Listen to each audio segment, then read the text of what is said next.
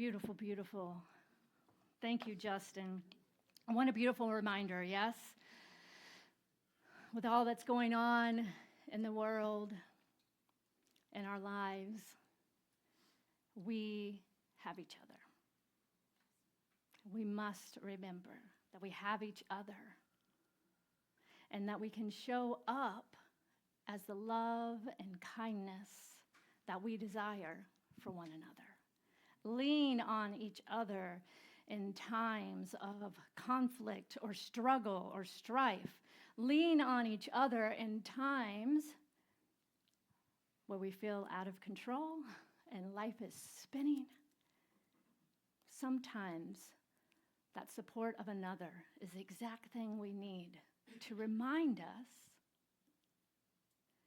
that we are one with the whole, and that we are always sourced by, connected to, and as in of the very energy of life itself. So it's that paradox, right? It's not that we need someone or something outside of ourselves to lean on, to hold us up because we're broken. We have everything we need within. We are whole, perfect, beautiful beings. And in our humanity, there are times when that support of a loved one is the exact reflection and reminder that we need, yes. So I want to start by thanking Reverend Jenna for kicking off our new series last week. Give her a hand, yes. And again, if you missed it, you can go back on YouTube and check that out. So she introduced this topic from our book of this month about what is conflict and how can we remember that we are the source of the peace that we desire. To stand like that eye of a storm in the calm and the centered place as the world and winds whirl around us. How can we remember our truth? Yes? And we are continuing on this topic today with this idea of the myth of control. Just now when I read that and saw that image, I pictured, sometimes when they send news reporters out into the hurricane and they're like holding on to something and everything's like going crazy, but they're like trying to I'm under control here and I'm going to act like everything's great and tell you to go away and bundle up because this is not safe, but I'm here and I'm under control, right? So let's start by taking a deep breath. Letting your shoulders drop, feeling yourself grounded, and gently let go of whatever you thought you needed to control this morning, today, this moment. Because we are here to remember something powerful. No one is against you. What? Let me say that again. No one is against you. Now, that may sound like, oh, that's a nice statement, or it may even sound a little ridiculous, depending on what kind of week you've had. But Gary Simmons in this book boldly writes, no one is against you, and this is the absolute truth. He says, you may not believe it now. You may have a lifetime of evidence to the contrary. But until you realize the entire universe is for you, you may never experience your wholeness or true worth. So leaning into this idea of the myth of control, we get to look at how if we believe that someone or something is against us, that idea itself is a false dichotomy because there is only one in the spiritual sense, and the universe is always for us. Now, in our human experience, it could be that as humans, we may have seeming enemies, right? and that people are doing something to us or against us. But the wonderful gift of the Science of Mind teaching is that we have the power of choice, and we can choose to remember that we are one and not to give our power away to that which seems against us, but to stand in our own power. And when things seem to be showing up that we are struggling with, in our human perspective, there's going to be many opportunities to challenge this belief. And when we come back to the spiritual truth that the universe is always for us, we can shift our perspective to begin to see how this, even that person, this situation possibly is pointing us towards something that we can't quite see yet, that is shifting and turning within in order to experience a greater experience of the divine within our own lives. With perspective, we can be open to say, how is this for me? Okay, God, okay, life, okay, universe, I surrender. Things seem to be falling apart. I can't control it anymore. I surrender. Show me the way. We begin to live moment by moment.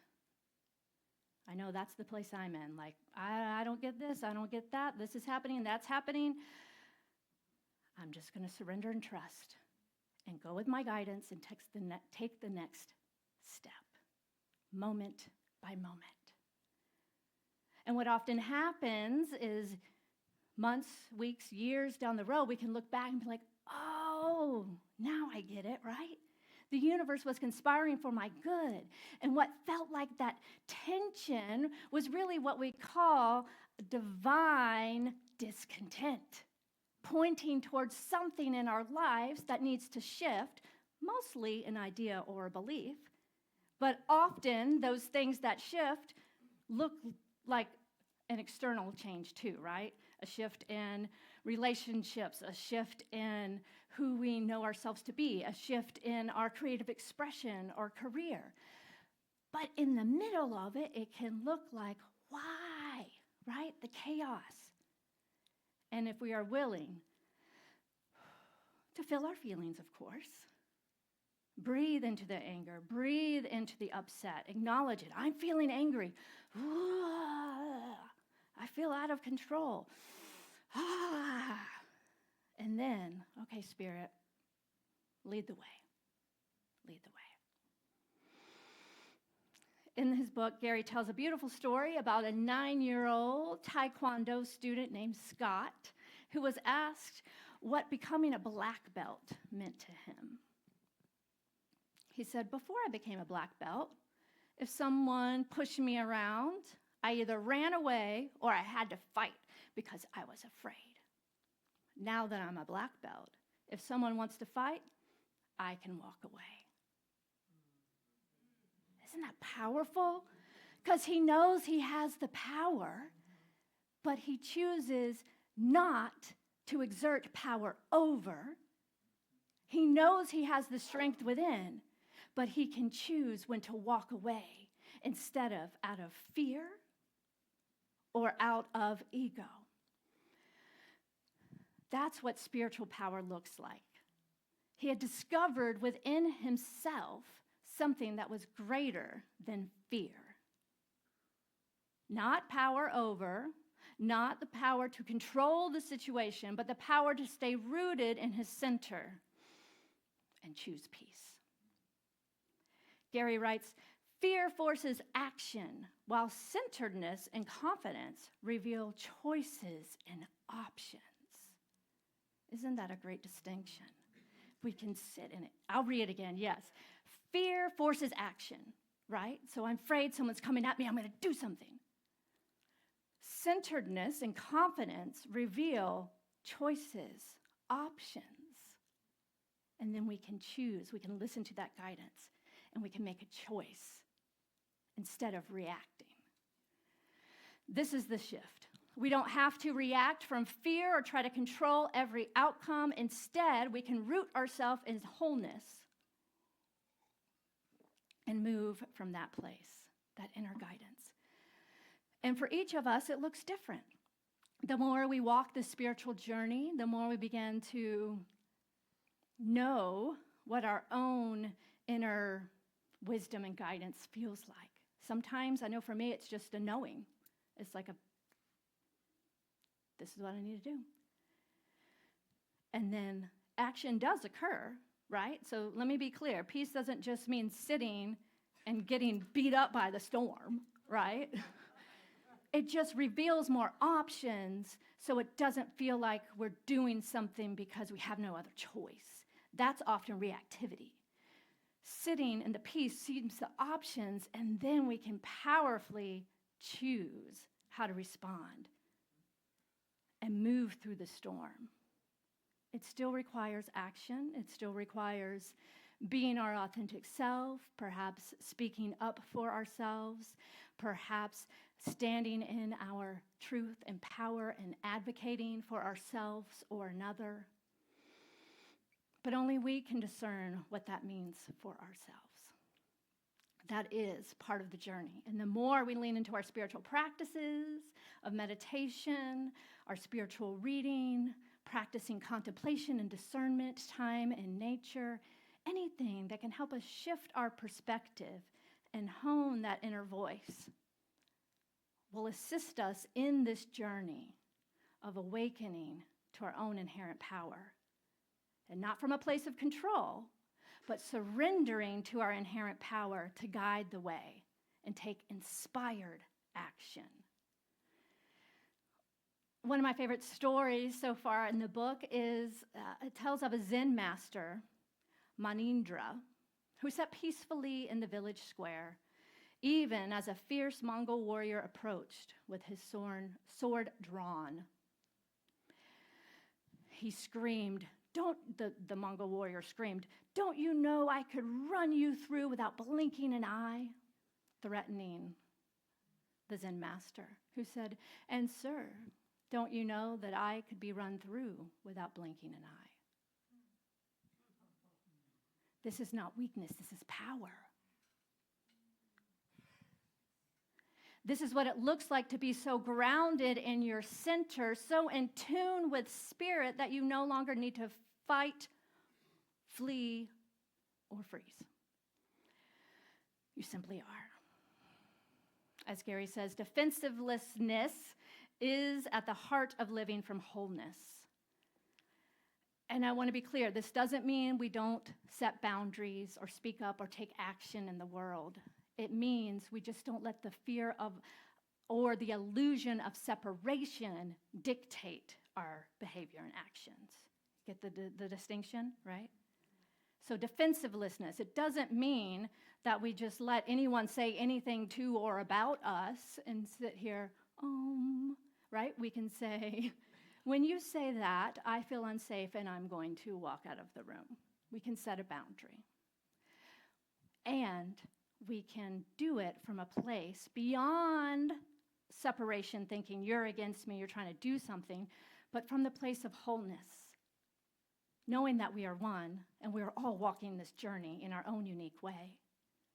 And in the minute we stop judging and allowing and expecting others to have everything worked out and be perfect, we can let ourselves off the hook, thinking we have to have it all figured out and to be perfect.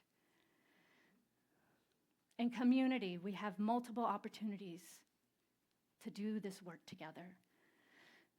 If you remember back half a year ago, we're already mid-year, when we had our annual meeting, we set the intention, this word healing. And it reminded me of when a number of years ago now, about 12 years ago, I had the opportunity to move to Hawaii and to teach theater to kids on the Army base. And I thought, this is going to be such a beautiful time of healing and just, being with the beauty of nature. Well, Sometimes our ego makes us think, or would have us think, that healing means bubble baths and massages and laying on the beach. Healing gets messy, yeah? Anyone who's really, excuse me, really experienced healing and transformation has to clear the frog in their throat sometimes, right? Something has to come up and out and shift. And in that process, it gets messy. We're seeing a power shift right now in the world, and it's leaning what looks more towards power over and authoritarianism across the world. But then you're also at the same time seeing this movement of the people standing in their power and saying, this is not okay. No one has power over me. I am sovereign, and I'm going to come together with all of these people and let my voice be known that I am worthy and that my rights have value and are important.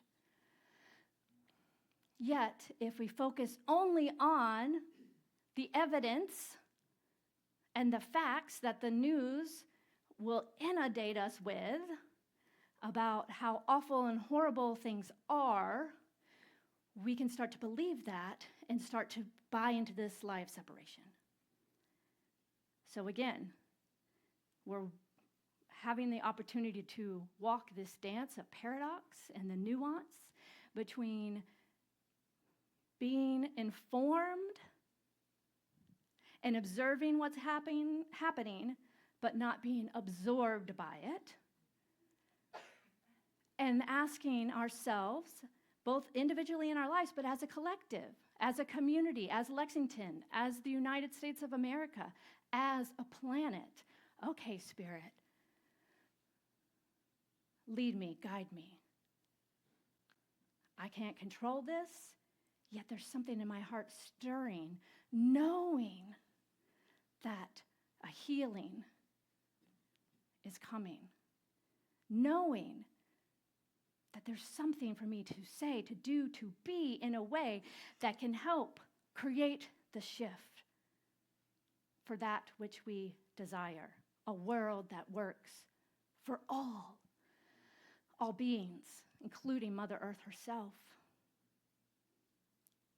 So it's not an either or, it's not a us and them, it's a both and.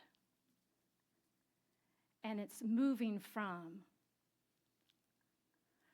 that place of, yes, you can hurt me with this bill or this action, and yet I know where my power truly lies. And if you don't allow that power to be given to someone else, it cannot be taken away. And the more we come together with people power, we can make a difference. We can. And that's why I'm so grateful to be a part of the organization Build here in Lexington. It's all about people power, coming together, holding our leaders accountable, our city council, and saying, these are the things that our community are experiencing, and these are the solutions we have. Will you support them? And then you have 1,000 people sitting there saying, we're here because we want to see more affordable housing. We want to see a more efficient public transportation, right? We want to see a way for seniors to stay in their home and have the support that they need to do that. And that's where our people power comes in to make a difference. By knowing our truth, standing in our power, not giving away our power, but yet also not negating the power that we have through our voice and advocacy, right? Where you place your attention determines your experience. Are you so focused on the problem without remembering to hold the vision of the solution? Or are you so focused on the problem, maybe you don't even know or think there could be a solution, but there's a middle step here. Instead of focusing on the problem, we can just sit in the center in peace and meditate and ask for that inner guidance to lead the way. Some of us are called to hold the vibration. Others of us are called to be on the front lines and make your voice be heard. All are needed. Many of us learned that to control was a response to trauma or fear, yes? We tried to manage everything and everyone so we could feel safe. Maybe it looks like the one thing we can control, and I know I often do this, is when things feel out of control, I can clean, I can get my house in order, so then I feel at peace, right? And then I'm moving my body and I'm not stuck, right? So that's fine, that's great. And just begin to notice if you have some of these tendencies, when you notice that behavior coming up, also begin to challenge. Am I feeling right now like I'm out of control? And question, what would it mean like to trust and surrender? Am I doing this action right now because I feel led? Is it a heart-opening, energizing experience? Or is it a reaction or out of a defense? Your defensiveness, resistance, and the need to be right are not who you really are. They are adaptations, not your essence. That's another quote from Gary Simmons. Again, trying to control is not bad. It's just misplaced power. It's a strategy that once helped us survive, but now keeps us from thriving. And underneath that control, that desire for control, is often the deeper wound of the illusion of separation, of unworthiness, the idea that we are alone, that we have to manage it all. And if we let go and we stop doing that, everything's going to fall apart. But the truth is, life is for you, spirit is in you, and you are already whole. So this week, the invitation is to release the myth of control and return to your center.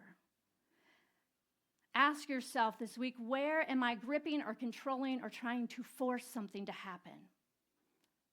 What would happen if I let go and trusted life? And where am I invited to walk away from the fight, not in fear, but in power? So let's take another deep breath. And remember, you are not here to manage the storm. You are here to be the calm in the storm, because you are the I am presence, the I of the storm. Let's take it into prayer.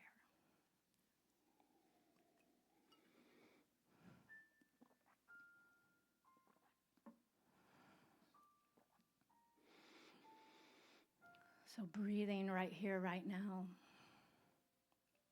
into the energy and the essence and the pure vibration of wholeness, of love. Breathing into that quality of freedom and power. Knowing that there is only one life, one energy, one source. And this is the very essence of all of life.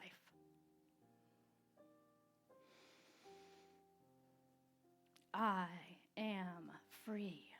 I am whole. I am worthy. I surrender, trust, and allow the divine to have its way, bringing forth a myriad of the options of possibility. Because we live in the quantum field of infinite possibilities. I know that this is who I am. So I take this moment to remember this truth. I take this moment to sit in the recognition of oneness with all of life, oneness with the divine. And from this place, I choose peace. I choose power. I choose freedom. I choose wholeness. Knowing that I have the eyes to see infinite possibility. Knowing that I am here to express my unique essence as a divine emanation of the one life. So I choose to take time to reflect, to sit, to be still, to discern what is mine to do, who am I to be, and what am I becoming in order to usher in this new earth, to usher in this higher vibration of our planet, and to usher in the consciousness of a world that works for all. So grateful to know that I don't have to do it alone. So grateful to know that the universe has got my back, my front, my side, my inside, my all around, upside down. I am sourced. I am led. I am guided. And with great gratitude for the fulfillment of this prayer, I release it into the action of the law that always says, yes, my beloved, I got you. I got you. Are you willing to be gotten? Are you willing to be held? And I say yes, and I let it be so. And so it is.